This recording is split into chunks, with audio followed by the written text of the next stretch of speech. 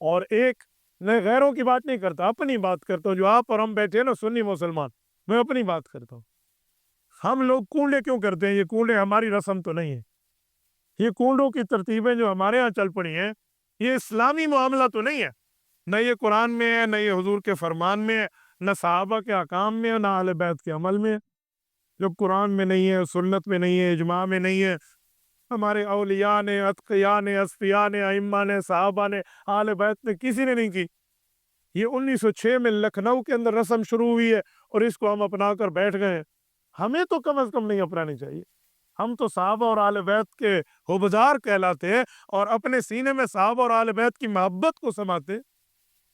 ہمیں تو کم از کم اس رسم بد سے اجتناب کر، کوئی کرتا ہے وہ کرتا، کوئی جانے اس کا کام جانے۔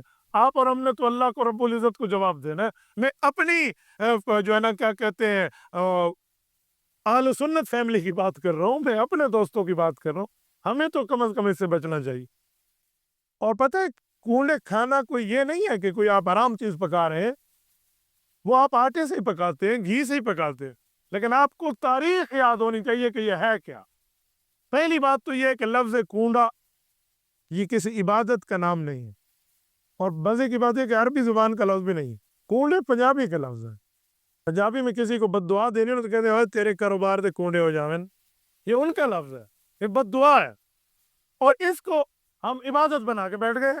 تو پہلی بات تو یہ کہ عبادت نہیں ہے، دوسری بات ہے عربی زبان کا لفظ نہیں ہے، اور تیسرا اس کو حضرت امام جعفر صادق رحمہ اللہ سے جوڑا جاتا ہے۔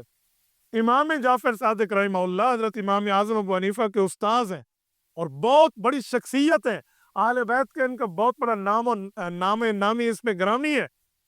ان کی نہ وفات ہے اس دن میں، نہ ان کی پیدائش ہے اس دن میں، نہ ان کا حکم ہے اس دن میں، نہ ان کا عمل ہے اس دن میں، کچھ بھی نہیں ہے۔ خواہ سے حضرت امام جعفر صادق کے سر مار دیا گیا، کوئی حضرت امام جعفر صادق رحمہ اللہ کے سے کوئی واسطہ نہیں۔ ان کی وفات شوال میں ہے، ان کی پیدائش شعبان میں ہے، ان کی یہ تعلیمات نہیں ہے۔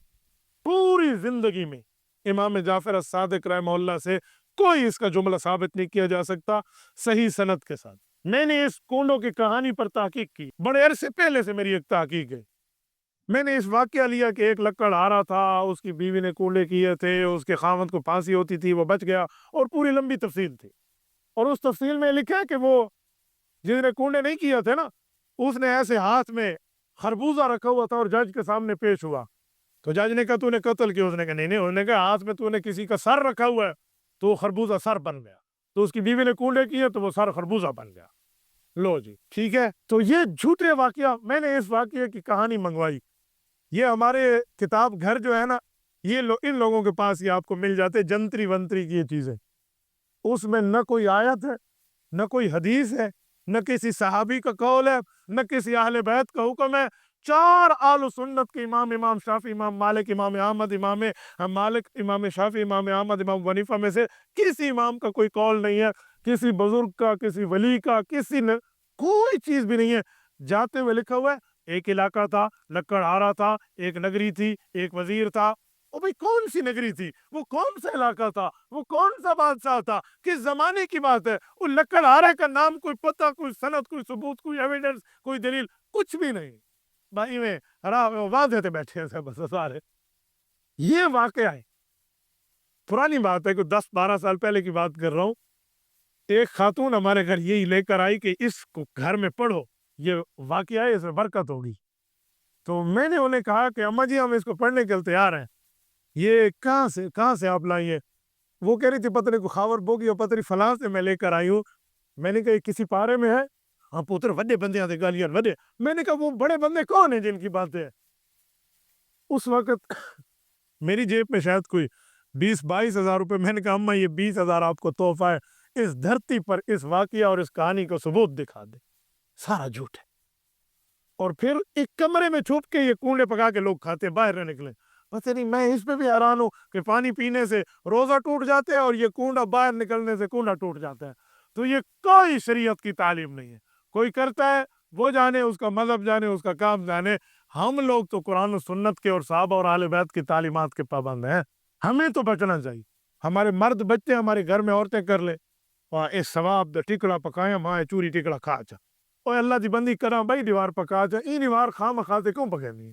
یہ کیا آپ نے ترتیب ہے؟ اس دن آپ نے کنڈے کے کھانے بنا رکھے، یہ گھروں میں جا کے آپ کو بتانا چاہیے، اور اس طرح بتانا چاہیے جو میں نے آپ کو سنا۔